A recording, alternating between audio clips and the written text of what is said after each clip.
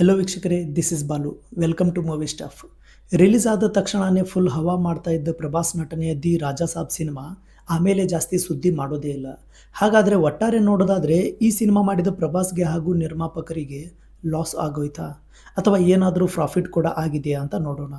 ನಿರ್ಮಾಪಕರಿಗೆ ಈ ಸಿನಿಮಾ ಮಾಡೋದಕ್ಕೆ ಎಷ್ಟು ಖರ್ಚಾಗಿರ್ಬೋದು ಹಾಗೂ ಮರಳಿ ಎಷ್ಟು ಬಂದಿರಬಹುದು ಎಂದು ನೋಡೋದ್ರ ಜೊತೆಗೆ ಪ್ರಾಫಿಟ್ ಆ್ಯಂಡ್ ಲಾಸ್ ಆಗಿದ್ರೂ ಕೂಡ ಎಷ್ಟಾಗಿರ್ಬೋದು, ಏನಾಗಿರ್ಬೋದು ಎಂದು ಫುಲ್ ಡಿಟೇಲ್ ಆಗಿ ನೋಡೋಣ. ಸೊ ಇಂಟ್ರೆಸ್ಟಿಂಗ್ ಆಗಿರೋ ವಿಡಿಯೋನ ಪೂರ್ತಿಯಾಗಿ ನೋಡಿ. ಹಾಗೆ ಇಷ್ಟ ಆದರೆ ಲೈಕ್ ಮಾಡಿ.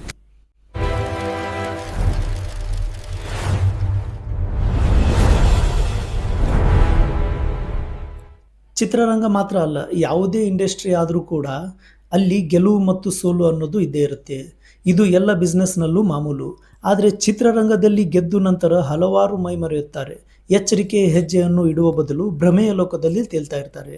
ವಿಪರೀತವಾದ ಪ್ರಚಾರವನ್ನು ಕೂಡ ಪಡಿತಾರೆ. ಬಟ್ ಕಣ್ ತೆಗೆದು ನೋಡಿದಾಗ ಮತ್ತೆ ತಿರುಗಿ ಪಾತಾಳಕ್ಕೆ ಕುಸಿದು ಬಿದ್ದ ಅರಿವು ಆಗುತ್ತೆ. ಆಗ ಮತ್ತೆ ಅದನ್ನು ನೋಡೋಕ್ಕಾಗಲಾರ್ದೆ ಮತ್ತೆ ಮೊದಲಿನ ಹಾಗೆ ಮೇಲೆ ಏಳಬೇಕು ಅಂತ ಬಹಳಷ್ಟು ಪ್ರಯತ್ನ ಕೂಡ ಪಡ್ತಾರೆ. ಪ್ರಯತ್ನವನ್ನು ಎಷ್ಟೇ ಮಾಡಿದರೂ ಕೂಡ ಗೆಲುವು ಅನ್ನೋದು ಸಿಗದೆ ಮತ್ತೆ ಸತಾಯಿಸುತ್ತೆ. ಇಂಥದ್ದೊಂದು ಸೋಲಿನ ಕಮರಕ್ಕೆ ಬಿದ್ದು ಒದ್ದಾಡುತ್ತಿರುವ ಪ್ರಭಾಸ್ ಅವರು ದಿ ರಾಜಾ ಸಾಬ್ ಚಿತ್ರದ ಮೂಲಕ ಕಳೆದು ಹೋದ ತಮ್ಮ ಸ್ಟಾರ್ಡಮನ್ನು ಮರಳಿ ಪಡಿಬೇಕು ಅಂತ ಬಹಳಷ್ಟು ಪ್ರಯತ್ನವನ್ನು ಮಾಡಿದ್ದರು. ಆದರೆ ಅದೃಷ್ಟ ಅನ್ನೋದು ಎಂಥವರ ಬದುಕನ್ನು ಬದಲಾಯಿಸಿ ಬಿಡುತ್ತೆ. ಅದೇ ಕೈ ಕೊಟ್ಟಾಗ ಚಿನ್ನದಂಥ ಬದುಕು ಚಿತ್ರಾನ್ನ ಆಗಿ ಹೋಗುತ್ತೆ. ಇದಕ್ಕೆ ಕೈಗನ್ನಡಿ ಎಂಬಂತೆ ಪ್ರಭಾಸ್ಗೆ ಈಗ ಮತ್ತೆ ಸೋಲಿನ ದರ್ಶನ ಆಗಿದೆ. ಇದನ್ನೆಲ್ಲ ಯಾಕೆ ಹೇಳ್ತಾ ಇದ್ದೀನಿ ಅಂದರೆ, ದಿ ರಾಜಾ ಸಾಬ್ ಬಾಕ್ಸ್ ಆಫೀಸ್ನಲ್ಲಿ ಬ್ಯಾಡ್ ಪರ್ಫಾರ್ಮೆನ್ಸ್ ಜೊತೆಗೆ ಭಾರಿ ಮುಖಭಂಗ ಕೂಡ ಆಗಿದೆ. ವೀಕ್ಷಕರೇ, ಒಂದು ಕಾಲದಲ್ಲಿ ಬಾಹುಬಲಿ ಮೂಲಕ ಭಾರತೀಯ ಚಿತ್ರರಂಗದ ದಿಕ್ಕು ಬದಲಿಸಿದ್ದ ಪ್ರಭಾಸ್ ಅವರನ್ನು ನಂಬಿ ಚಿತ್ರದ ನಿರ್ಮಾಪಕರಾದ ವಿಶ್ವಪ್ರಸಾದ್, ಕೃತಿ ಪ್ರಸಾದ್ ಮತ್ತು ಇಶಾನ್ ಸಕ್ಸೇನಾ ಅವರು 100 ಅಲ್ಲ 200 ಅಲ್ಲ 400 ಕೋಟಿ ಬಂಡವಾಳವನ್ನು ಈ ಸಿನಿಮಾದಲ್ಲಿ ಇನ್ವೆಸ್ಟ್ ಮಾಡಿದ್ರು. ನಿರ್ಮಾಪಕರ ಎಕ್ಸ್ಪೆಕ್ಟೇಷನ್ ಇದ್ದ ಹಾಗೆಯೇ ಮೊದಲ ದಿನ ದಿ ರಾಜಾ ಸಾಬ್ ಭರ್ಜರಿ ಓಪನಿಂಗ್ ಕೂಡ ಪಡೆಯುತ್ತೆ. ಕೇವಲ ಭಾರತದಲ್ಲಿಯೇ 53.75 ಕೋಟಿಯನ್ನು ಬಾಚಿ ನಿರ್ಮಾಪಕರಲ್ಲಿ ಒಂದು ಹುಮ್ಮಸ್ಸನ್ನು ಕೂಡ ತಂದುಕೊಟ್ಟಿತ್ತು. ಆದರೆ ಎರಡನೇ ದಿನವೇ ಗಳಿಕೆಯಲ್ಲಿ 51% ಕುಸಿತ ಕಂಡುಬಂತು. ಈಗ ಸದ್ಯ ಸಿನಿಮಾ ರಿಲೀಸ್ ಆಗಿ 11 ದಿನಗಳ ನಂತರ ಬಾಕ್ಸ್ ಆಫೀಸ್ನ ಅಂಕಿಅಂಶಗಳು ಹಂಚಿಕೊಳ್ಳುವಲ್ಲಿ ಫೇಮಸ್ ಆಗಿರುವ ಸ್ಯಾಕ್ನಿಲ್ ಪ್ರಕಾರ ನಿನ್ನೆ ಕೇವಲ 1.15 ಕೋಟಿಯನ್ನು ಮಾತ್ರ ಚಿತ್ರ ಗಳಿಸಿದೆ. ಈ ಮೂಲಕ 11 ದಿನಗಳಲ್ಲಿ 140 ಕೋಟಿಯನ್ನು ಮಾತ್ರ ಗಳಿಸೋಕೆ ಬಹಳಷ್ಟು ಕಷ್ಟಪಟ್ಟಿದೆ. ಆದರೆ ಈ ಸಿನಿಮಾ ನಮ್ಮ ದೇಶದಲ್ಲಿ ಅಷ್ಟೇ ಬಿಡುಗಡೆ ಆಗಿಲ್ಲ. ಸೊ ಬೇರೆ ದೇಶದಲ್ಲಿ ಎಷ್ಟು ಗಳಿಸಿದೆ ಅಂತ ನೋಡೋದಾದರೆ, ಇನ್ನು ಹೊರ ದೇಶದ ಗಳಿಕೆಯಲ್ಲಿ ಕೂಡಿಸಿದರೂ ಕೂಡ ಚಿತ್ರದ ಗಳಿಕೆ ಕೇವಲ 201 ಕೋಟಿ ರೂಪಾಯಿ ಮಾತ್ರ ಆಗಿದೆ.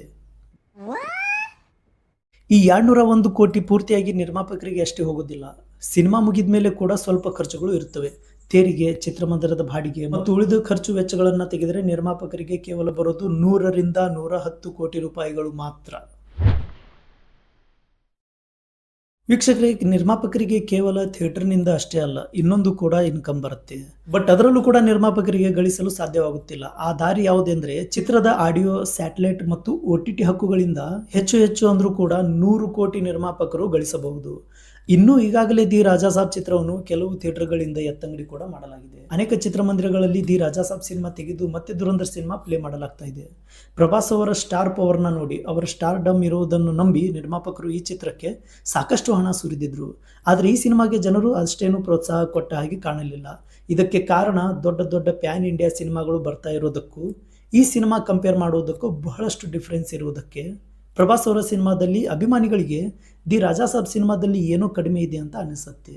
ಇದರಿಂದ ನಿರ್ಮಾಪಕರಿಗೆ ಹೆಚ್ಚು ಕಮ್ಮಿ 200 ಕೋಟಿಯಷ್ಟು ನಷ್ಟ ಆಗಿದೆ ಎನ್ನುವ ಮಾತು ಹೈದರಾಬಾದ್ನಲ್ಲಿ ಸದ್ಯ ಕೇಳಿ ಬರ್ತಾ ಇದೆ.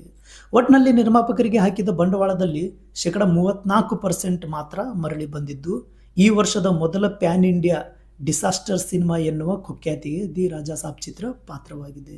ಈ ಸಿನಿಮಾ ಇಂಡಸ್ಟ್ರಿ ಹೇಗಿದೆ ಅಂದರೆ, ಬಾಕ್ಸ್ ಆಫೀಸ್ನಲ್ಲಿ ಮೊದಲು 3 ದಿನ ಅಬ್ಬರಿಸಿ ಹೆಸರು ಮಾಡೋದು ಮುಖ್ಯ ಆಗಿರಲ್ಲ, ಹಾಕಿದ ಬಂಡವಾಳನ ಹಿಂಪಡೆಯೋದು ಮುಖ್ಯ ಆಗಿರುತ್ತೆ ಎಂಬ ಚಿತ್ರರಂಗದ ಮಾತುಗಳಿಗೆ ಈ ಸಿನಿಮಾನೇ ಬೆಸ್ಟ್ ಉದಾಹರಣೆ. ಅಷ್ಟಕ್ಕೂ ಈ ಸಿನಿಮಾ ಕೆಲವೇ ದಿನಗಳಲ್ಲಿ ಮಕಾಡಿ ಮಲಗುವುದಕ್ಕೆ ಕಾರಣ ಏನಿರಬಹುದು ಗೊತ್ತಾ?